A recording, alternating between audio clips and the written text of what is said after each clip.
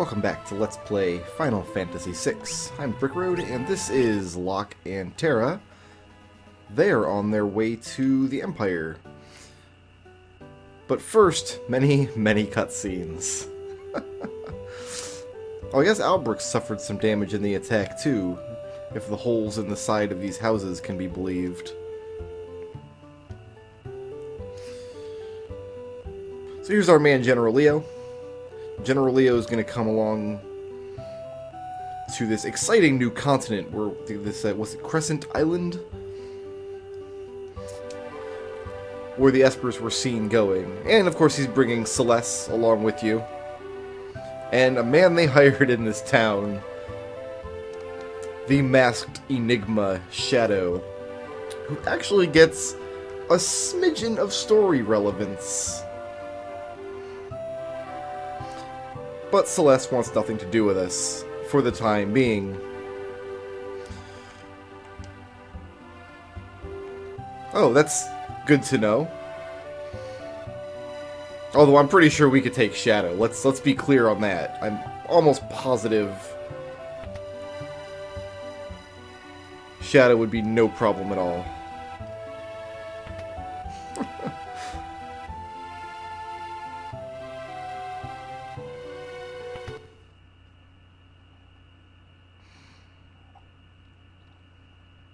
So yeah, buckle in for many cutscenes before we get back to the action, and then a little bit of action, and then many more cutscenes, and then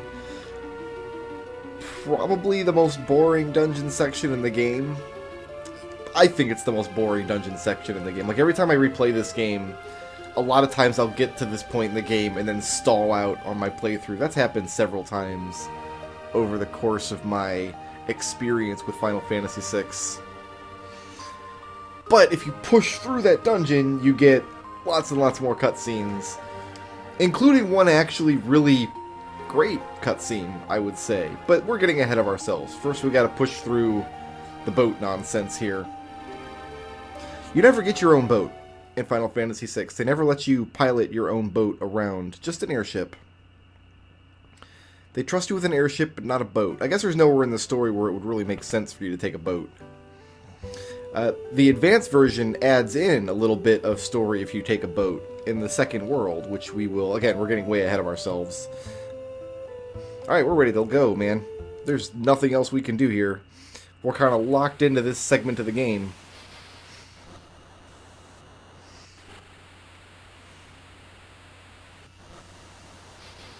Presumably, the Empire has flying vessels. Like, they've got an air force, as we'll see later.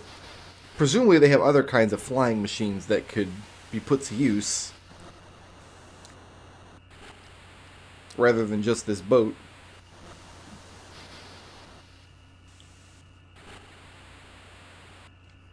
The good news is we don't get attacked by Leviathan, or Bismarck, or really anybody on the way. So now that Terra has her memory back, she moves on to more personal crises that she has to work her way through.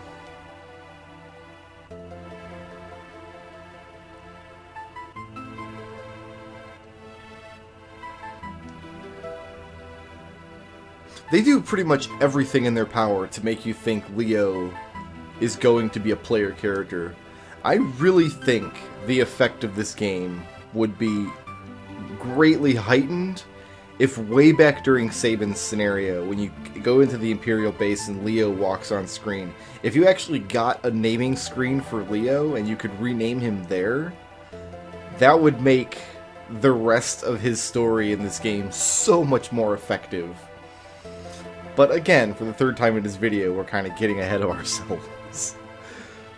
Oh man, the early internet would have gone bananas if that was the case. There already are, spoiler warning, but there already are, at least there were back in 1996, 97, a million rumors on the on Internet 1.0. If any of you are old enough to remember GeoCities and Xoom and Tripod and all of those build your own little homepage websites. This was back before hosting was essentially free for everybody, as it is now with stuff like Facebook and Imgur and all that nonsense. But back in the day, just for the price of having banner ads on the top of your page, you would have your own little homepage that you could do whatever you wanted with.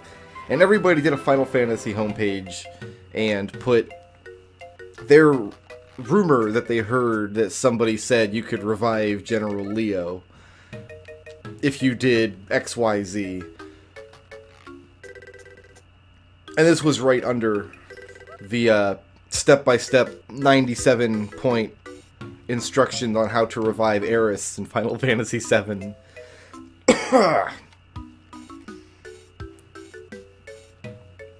Bored college kids letting their imagination getting away from them. And this was back in the day. I mean, ROMs and emulators and things were available, but this was back in the day before people really had the means and opportunity to, like, data mine all this stuff. So back in these days, when you wanted to... Oh, wait a minute here. I'm gonna complete my thought. But watch. Celeste is all about to patch things up with Locke, and he's all like, nope. I'm with her now, the green-haired lady. And also this man and his dog.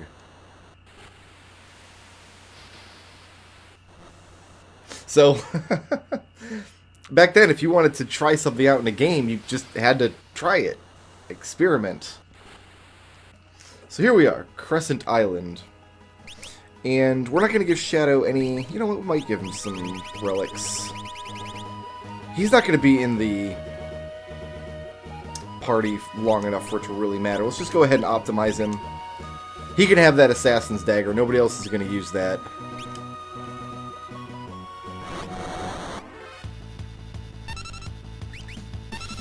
We'll see if he can get some KOs in here.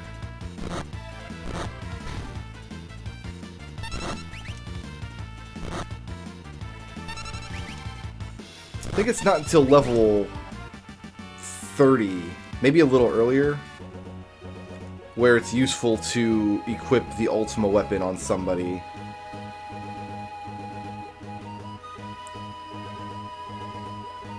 So if you remember, we tried to come to Thamasa earlier, but there was no such luck. Nobody in this town wants to talk to us, the shops won't sell to us, the inn won't let us stay. But we can go into this house here. This is the wrong house, Brickroad. Wait a minute, does he have a clock? Do you have a clock, sir? No clock. Okay. Don't need to rob you then. No problem.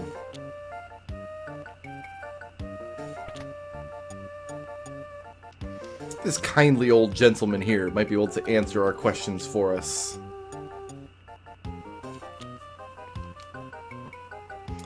Good old Strago.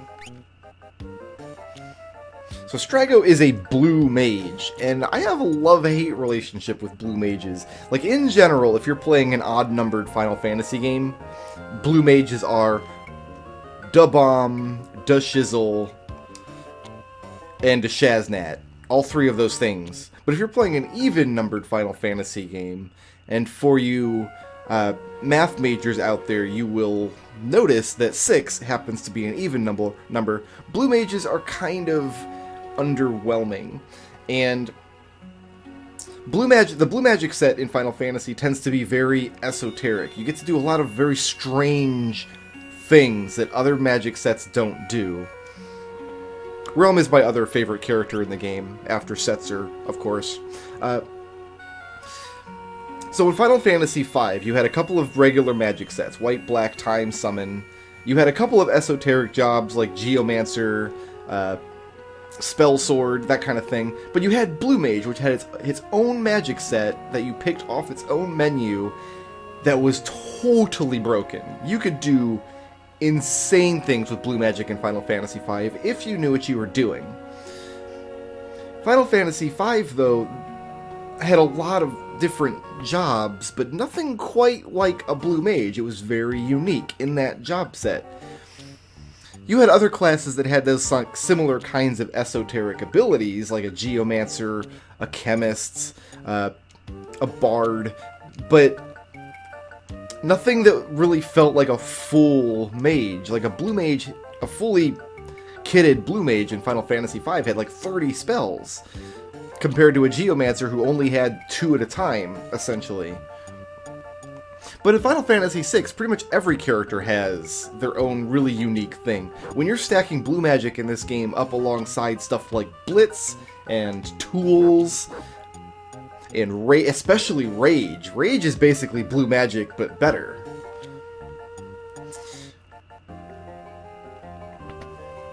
It just doesn't work as well in this game. And the other problem, I think, because blue magic in Final Fantasy V was so broken, you could do so much just stupid nonsense with it and get away with it. Every boss was trivial, every dungeon fell before your whims.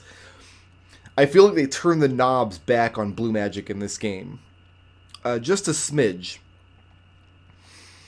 So all of Strago's spells, some of them, they're kind of underwhelming when you go through all this trouble to learn them, and most of them just aren't better than the black magic set he's learning from Magicite anyway. So Strago, just not my favorite character in the game. He's a decent mage, you can teach him magic, and he's got a couple of blue magic spells that are pretty good, but like the one he starts with is Aqua Breath, which we've seen Gao use a few times in the previous dungeon. And that one spell is pretty much good enough. If you boost his magic stat through the game, that one spell is pretty much good enough to carry him through anywhere you need to use him in your party, which is basically just this one section of the game. All that being said, in strictly, like, mechanical terms, in terms of, like, usefulness, Strago is still a better character than his granddaughter, Realm. And I love Realm. I think she's adorable. But her sketch command is just dumb. It's just totally, totally bad. The thing that Realm has going for her is she has a higher base magic stat than anybody in the game. Which means if you give her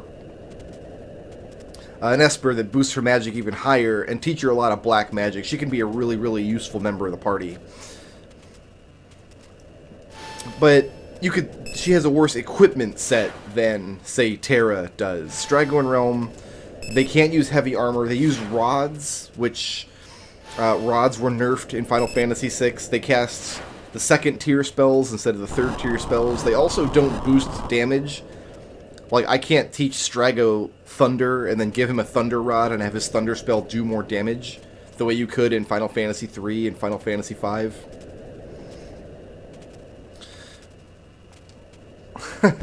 So, we're already set for this dungeon. We're going to blow through this dungeon like nothing. We're going to put Strago in the back. We're going to give him some relics. We're going to give him 2 earrings. He can have... I mean, he doesn't really need Shiva to start, but we're going to give him Shiva to start. Just so he has something to summon, we'll go ahead and give him a flail for the back row. What is this rod he's got? You know what, the rod is probably... I mean, 2 points of magic. That's going to be better for him. So we'll start him out with that. My other character's already equipped, yes? Yeah, we're good. Okay. So Terra and Locke already have Blizzara, which is one thing we'll need for this dungeon. And Strago, as we'll see, already has a pretty good water attack in Aqua Breath. I need to get rid of Loke's fire weapon. That's not going to do any good in this dungeon. Not even a little bit. We'll get rid of that flame tongue. Here, take a second ice brand, man.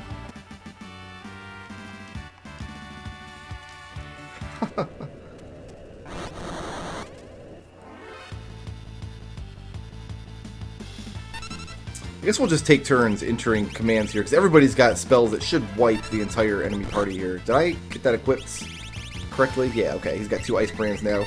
Good to go. No problem. Everybody's going to tear this dungeon up. Actually, I don't think Locke's Blizzara... I mean, it should still be the one-hit kill on these battles, but I don't know for sure. I tried to get around that guy, but it just wasn't happening. I guess we'll find out here. Locke's going to go first here. Is Locke's Blizzara up to snuff? Let's find out.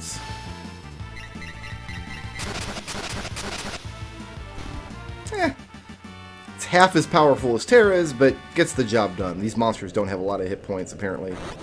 Oh, I was even running away from it, and it still counted. Alright, Locke, you're still the fastest. Do it, man.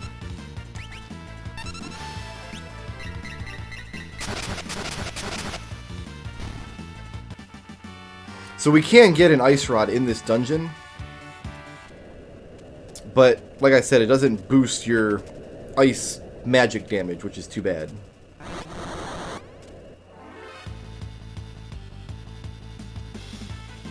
It's gonna be Strago's fight. Nope, Locke again. Locke keeps winning the lottery here.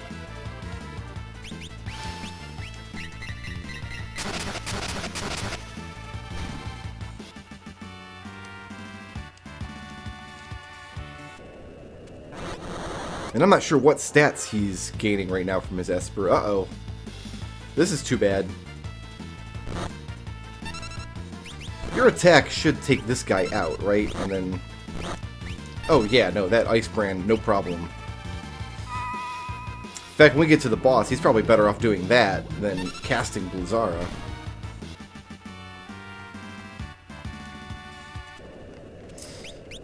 So we haven't been using Terra's magic very much.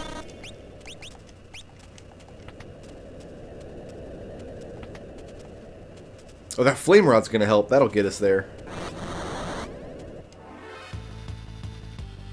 Alright, Strago, show him how it's done.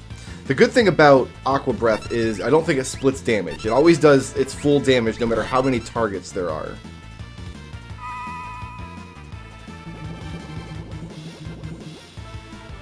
But yeah, it's going to do that 12, 13 hundo, no matter how... We could be fighting 1,000 balloons and it'd be fine. So one thing that rods do in this game, though, is they might cast the spell if you equip it. So, like him just having this Ice Rod, first of all, it's going to raise his attack a little bit, and it might cast Blizzara when he just attacks with it. So it is still better to give him that as an item if he wants to save on the magic points a little bit. And here's the big boss. And this boss is not going to last long. We have just all these resources to tear him up. Here, let's get Loke out next. Cast Shiva. God, Terra's magic is so high. There you go, Locke. There you go. I mean, we don't want him to hit with too many more of those fire spells.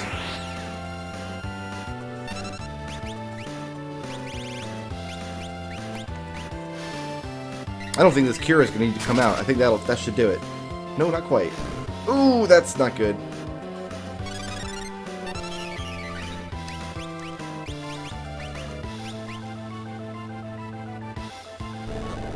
That was not good at all. Alright, no problem. We can Kira again. It'll be fine. Nobody's got the Hermes sandals here. That's probably a mistake on my part.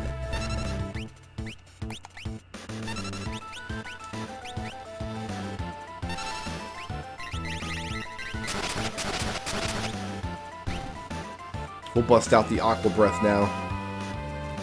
Send this fool to bed. There we go. Farewell, Flame Eater.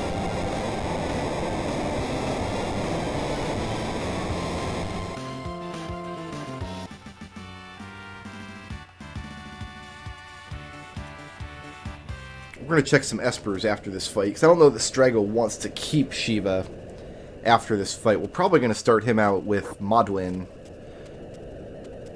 See about that +1 magic.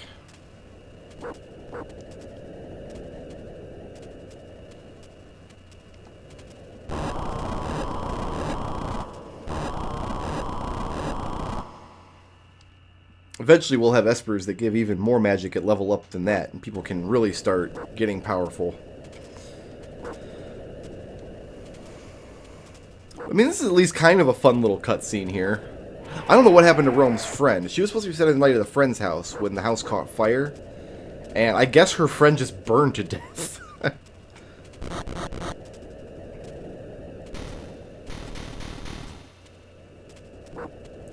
Shadow's too good.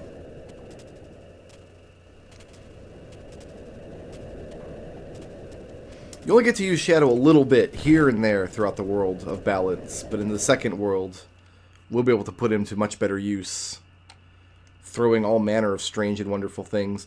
Now this long, boring cutscene, this just pile of exposition here. Give it to me straight, Grandpa. How come everybody in this town can use magic?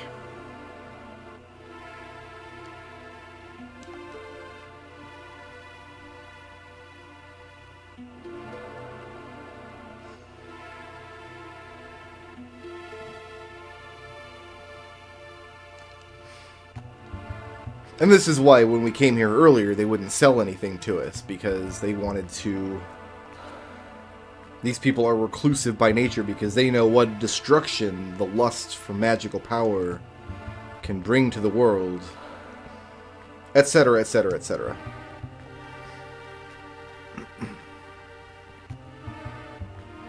The good thing is Strago does know where the Espers are. I don't know what would happen if you try to go to the mountain dungeon over there before recruiting Strago.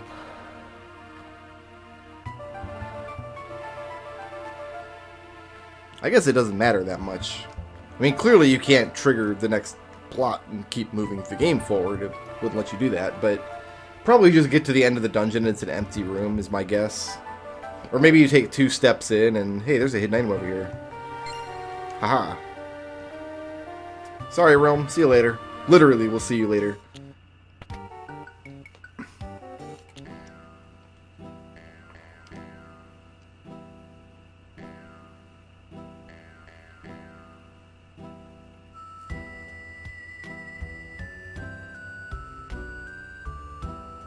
And that's it for Shadow for a little while. This is why we didn't give him any relics and didn't give him any Espers. He's only in the party for as long as it takes to walk to Thamasa.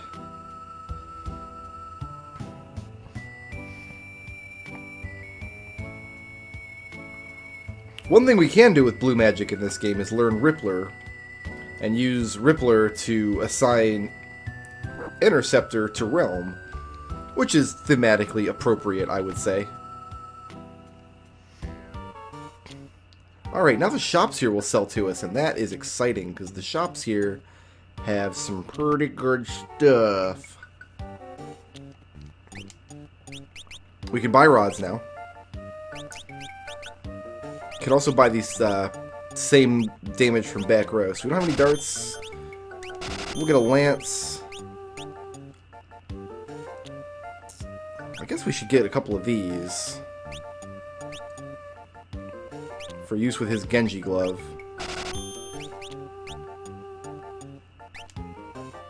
I think this is back row okay. If we want Strago in the back row, but I think we just want him back there casting spells anyway, so we don't need to worry about that. Meanwhile, at the armor shop, golden armor is for sale. Gaia gear absorbs earth damage, which is good.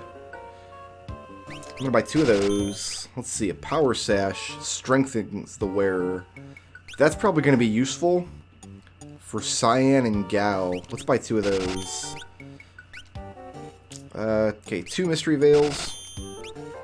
We don't need any more golden helms. We already got one of those. 2 tiger masks for our martial artists back there. Shields we're good on. And what about relics?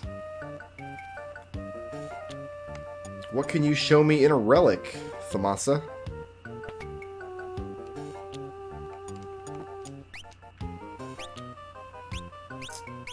Nothing we don't already have. We're good on relics. Okay, so let's check Espers here. Are you done? Not quite. You can finish learning those. You just want the straight magic power. And you...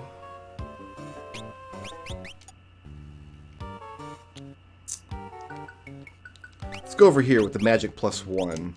Because a lot of his... I mean, surely his Aqua Breath is magic-based, at least, if nothing else. And we got a refill. We're good to go. Let's mosey on out of here. Oh, I didn't optimize again. We should do that.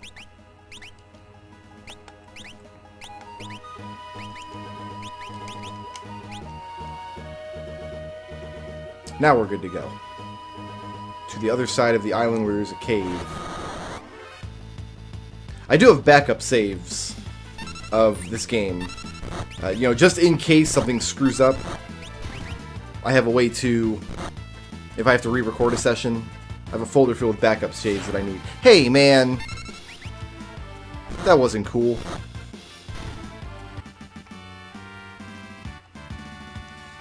Maybe I'll science it. Maybe I'll load it up.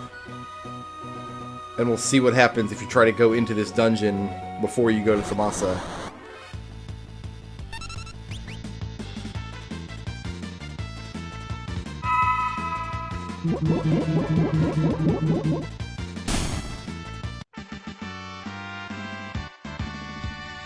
Shoutouts to Jordy Bear for sponsoring this video, and to everybody who helps make my channel possible by supporting me on Patreon.